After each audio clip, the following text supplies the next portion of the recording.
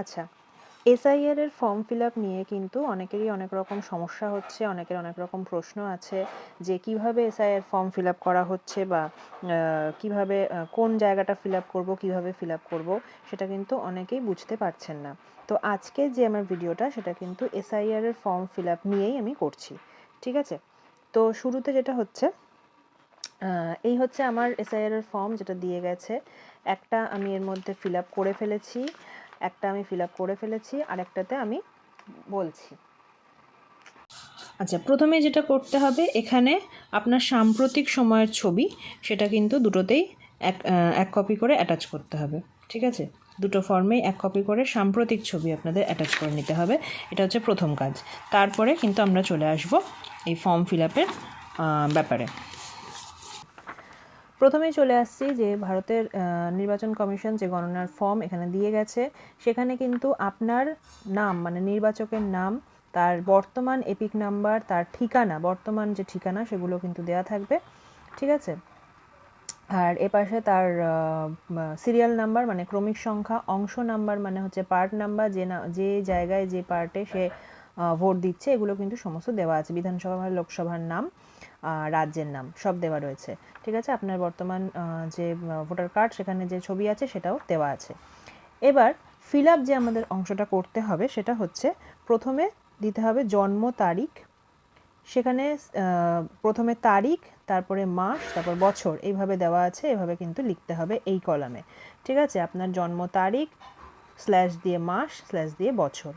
Next হচ্ছে আপনার আধার number, যেটা হচ্ছে কিনা ঐচ্ছিক, মানে আপনি ইচ্ছা করলে দিতেও পারেন, ইচ্ছা করলে নাও দিতে পারেন। তো আমি কি করেছি, আমার আধার নাম্বার কিন্তু এখানে লিখে দিয়েছি, ঠিক আছে? নেক্সট হচ্ছে আপনার মোবাইল নাম্বার এখানে লিখে দেবেন। বর্তমান যে মোবাইল নাম্বার আপনার আধারের সঙ্গে লিঙ্ক করা আছে সেই নাম্বারটাই দেবেন। তারপরের কলামে থাকছে পিতা বা অভিভাবকের নাম। এখানে কিন্তু আপনাকে পিতার নামই লিখতে হবে, হতে পারে তার ভোটার এখন বর্তমান এপিক নাম্বারটা আপনাকে এখানে লিখতে হবে। এখন 2025 সালের এপিক নাম্বারটা, অনেকেরই এমন হয়েছে যে 2002 সালে একটা এপিক নাম্বার ছিল, 2025 সালে সেই এপিক নাম্বারটা চেঞ্জ হয়ে গেছে। তো এখানে কিন্তু আপনাদেরকে যদি চেঞ্জ হয়ে যায় 2025-এ, তাহলে কিন্তু সেই চেঞ্জ হওয়া যে নতুন এপিক নাম্বার সেটাই দিতে হবে। 2002টা কিন্তু এখানে দেবেন না যদি চেঞ্জ হয়ে যায়, আর যদি একই থাকে সেক্ষেত্রে সেটাই লিখবেন। মায়ের নাম দেবেন। মায়ের এপিক নাম্বার হচ্ছে এই এখনকার বর্তমান এপিক নাম্বার, 2025 সালের যে এপিক নাম্বারটা থাকবে সেইটা। তার নিচে আছে স্বামী অথবা স্ত্রীর নাম।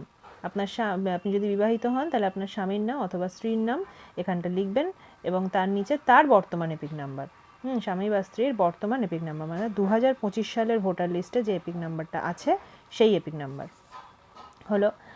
এরপর যদি এবার এই যে জায়গাটা, এই যে কলামটা, এই জায়গাটা কিন্তু সব থেকে বেশি কনফিউজিং, যে কোন দিকটা ফিল আপ করবো, এই বাঁ দিকের যে কলামটা আছে সেটা ফিল আপ করবো নাকি ডান দিকের কলামটা ফিল আপ করবো।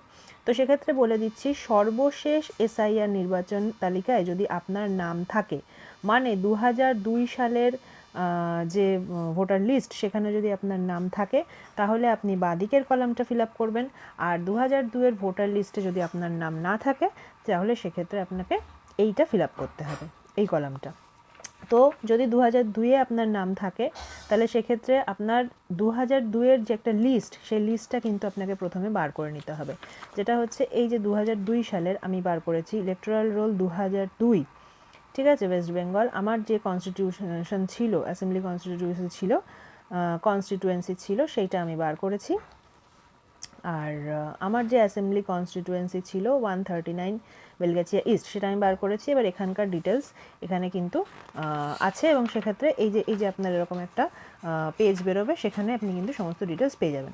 তো ফার্স্টে 2002-এর যে লিস্টটা বার করার পরে যদি আপনার নাম থাকে, সেই 2002-এ আপনার যা নাম ছিল এখানে, হ্যাঁ, সেই নামটা আপনি লিখবেন। যদি সারনেম এখন বর্তমানে হয়েছে অনেকের, যদি বিবাহ হয়ে যাওয়ার পরে তার সারনেম চেঞ্জ হয়ে গেছে, কিন্তু এখানে কিন্তু 2002 সালে যদি তার বিবাহ না হয়ে থাকে, তাহলে কিন্তু সেই নামটাই লিখতে হবে। তারপর 2002 সালের এপিক নাম্বার লিখতে হবে। আত্মীয়ের নাম লিখতে হবে। আত্মীয়ের নাম বলতে 2002 সালে আপনার যে অভিভাবকের নাম হিসেবে আপনি যেটা লিখেছিলেন, হ্যাঁ, সেটা আপনার পিতার নাম হোক বা স্বামীর নাম হোক, সেটা আপনাকে এখানে লিখতে হবে। তার নিচে লিখতে হবে তার সাথে সম্পর্ক, পিতা বা স্বামী। তার নিচে আপনার জেলা, আপনার রাজ্যের নাম, বিধানসভা ক্ষেত্রের নাম, অর্থাৎ 2002 সালের এই যে বিধানসভা ক্ষেত্রের নাম, এইটা অ্যাসেম্বলি কনস্টিটিউয়েন্সি, এই নামটা হচ্ছে বিধানসভা ক্ষেত্রের নাম। ঠিক আছে, এটা এখানে লিখতে হবে। তার নাম্বার লিখতে হবে, যেমন এখানে নাম্বার আছে হচ্ছে 139, এইটা হচ্ছে নাম্বার। ঠিক আছে, সেটা লিখতে হবে। আর তার পাশে লিখতে হবে অংশ নাম্বার। অংশ নাম্বার মানে হচ্ছে আপনার পার্ট নাম্বার। পার্ট নাম্বার দেখবেন এখানে ডান দিকের কোনায়, আপনি যে ভোটার লিস্টটা বার করবেন 2002-এর, সেই লিস্টটার ডান দিকের কোনায় পার্ট নাম্বার লেখা আছে। এবং তারপরে এইভাবে লিস্ট ধরে বের করে আপনার যেখানে সিরিয়াল নাম্বার থাকবে সেই সিরিয়াল নাম্বারটা লিখতে হবে এখানে ক্রমিক সংখ্যায়। ক্রমিক সংখ্যা হচ্ছে সিরিয়াল নাম্বার। ঠিক আছে, তাহলে এই হলো যদি আপনার 2002-এর ভোটার লিস্টে নাম থাকে তাহলে এদিকটা ফিল আপ। যদি আপনার ভোটার লিস্টে নাম না থাকে 2002-এ, তাহলে কি করতে হবে? 2002-এ আপনার অবশ্যইভাবে অভিভাবকের নাম থাকবে, আপনার বাবা মায়ের নাম থাকবে যদি থাকে, তাহলে সেখানে মানে আপনার ফ্যামিলি মেম্বার, যে কোনো আপনার পরিবারের কোনো সদস্য যার নাম থাকবে সেটা আপনাকে এখানে ফিল আপ করতে হবে। কি লিখতে হবে? এখানে 2002 সালে আমার, যেমন আমার বাবা আর মা দুজনেরই নাম ছিল, তো আমি আমার অভিভাবক হিসাবে আমার বাবার নামটাই এখানে লিখছি।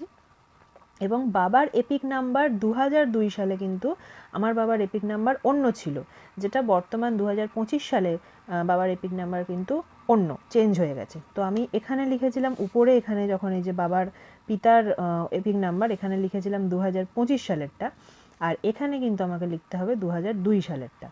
ঠিক আছে, আত্মীয়ের নাম। এবার বাবার যখন ওই লিস্টে নাম পাবেন, আপনাকে লিস্টটা দেখাই। এই যে লিস্টটা, এই লিস্টের মাথায় এখানে নাম লেখা আছে, তার পাশে নেম অফ ইলেক্টর মানে নির্বাচকের নাম, তার পাশে এখানে আছে নেম অফ রিলেশন, এইটাই হচ্ছে আত্মীয়ের নাম। ঠিক আছে, মানে এখানে যে নামটা লিখবেন তার অভিভাবক হিসেবে এদিকে যে নামটা আছে, তো এটা হচ্ছে আত্মীয়ের নাম, তো সেটা আপনাকে এখানে লিখতে হবে আত্মীয়ের নামে।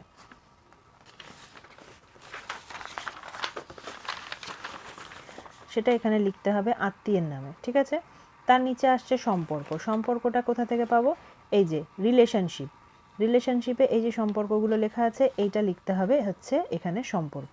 তারপর আপনার সেই সময়কার জেলা, 2002 সালের জেলা, রাজ্যের নাম, বিধানসভা ক্ষেত্রের নাম, হ্যাঁ বিধানসভা ক্ষেত্রের নাম্বার, অংশ নাম্বার, ক্রমিক নাম্বার। তাহলে এই হচ্ছে বিধানসভা ক্ষেত্রের নাম্বার, বিধানসভা ক্ষেত্রের নাম, অংশ নাম্বার এবং এখানে ক্রমিক নাম্বার, এই যে 1 2 3 4 করে দেওয়া আছে সেটা। ঠিক আছে, এরপর নিচে লেখা আছে উপরে উল্লিখিত নির্বাচক আমি অথবা আমার পরিবারের সদস্য অন্য কোনো দেশের নাগরিকত্ব অর্জন করিনি। আমি নির্বাচক তালিকায় অন্তর্ভুক্তির জন্য আবেদন করছি এবং উপরের উল্লিখিত নামটি আমি বা আমার পরিবারের সদস্য অন্য কোনো বিধানসভা নির্বাচনী এলাকা বা সংসদীয় নির্বাচনী এলাকার অন্তর্ভুক্ত নয়। আমি এই বিষয়ে সচেতন যে এই আবেদন সংক্রান্ত কোনো বিবৃতি বা ঘোষণা যা মিথ্যা বা যা আমি মিথ্যা বলে জানি বা বিশ্বাস করি অথবা সত্য বলে বিশ্বাস করি না, তা 1950 সালের জনপ্রতিনিধিত্ব আইনের 31 নম্বর ধারা অনুযায়ী 1 বছর পর্যন্ত কারাবাস, জরিমানা বা উভয়ভাবে শাস্তিযোগ্য অপরাধ হিসেবে গণ্য করা হতে পারে। এই যে ডিক্লারেশনটা রয়েছে, এই ডিক্লারেশনের নিচে নির্বাচক বা পরিবারের যে কোনো সাবালক সদস্যের স্বাক্ষর বা বাম হাতের বৃদ্ধাঙ্গুষ্ঠির ছাপ, ঠিক আছে, সেটা দিতে হবে। আপনি যদি নির্বাচক হন তাহলে আপনি নিজেই এখানে সই করতে পারবেন। ঠিক আছে, তো এসআইআর ফর্ম কিভাবে ফিল আপ করবো তার একটা ছোট্ট উদাহরণ, আশা করি সবার হেল্প হবে। আর একটা কথা বলে দিই যে এই ফর্মটা কিন্তু বাংলা এবং ইংলিশ দুটো ল্যাঙ্গুয়েজে আপনারা ফিল আপ করতে পারেন। যে যেটাতে করবেন সম্পূর্ণভাবে কিন্তু পুরো ফর্মটা কিন্তু একই রকমভাবে করবেন, হয় বাংলাতে যদি করেন তাহলে পুরোটাই বাংলায় করবেন, আর যদি ইংলিশে করেন তাহলে পুরোটাই ইংলিশে করবেন, এবং অবশ্যই কিন্তু ব্লক লেটারে ফিল আপ করবেন। ঠিক আছে, কোনো স্মল লেটার ইউজ করবেন না, ক্যাপিটাল লেটারে পুরো ফর্মটা ফিল আপ করবেন পরিষ্কারভাবে, যাতে সব কিছু ইনফরমেশনগুলো ভালোভাবে বোঝা যায়। তো সবার আশা করি খুব হেল্প হবে। Thank you.